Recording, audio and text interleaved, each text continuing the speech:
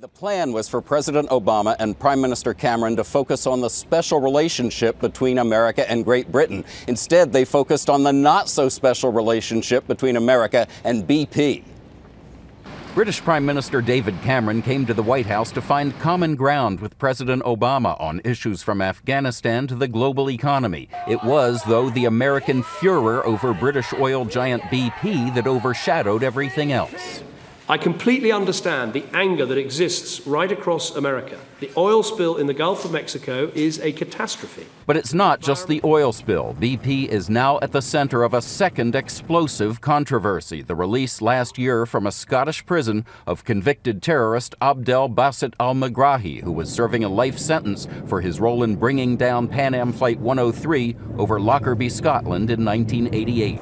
270 people were killed. 189 were Americans. Today, Cameron strongly condemned the release of al-Megrahi, who was allowed to return to Libya on the basis of compassion.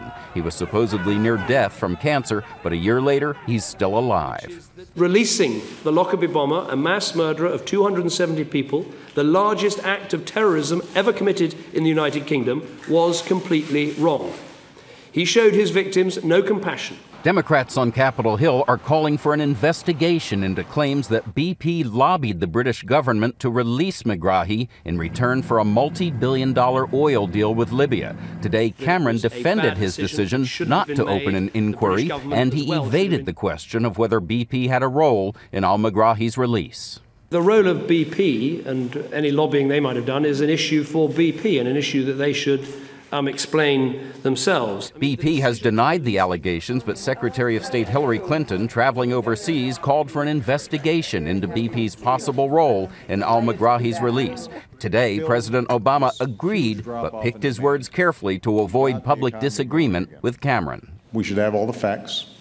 They should be laid out there. The two leaders also found time to discuss the U.S.-British special relationship, and even took a long tour of the White House. I was most impressed by how tidy your children's bedrooms were. Now, a senior administration official tells me that the president is not upset that Cameron said no to a formal inquiry because the president, in their conversation in the Oval Office, formally asked Cameron for the facts, and he is confident that with or without an inquiry, he will get them. Katie? All right, Reid reporting from the White House tonight. Thank you.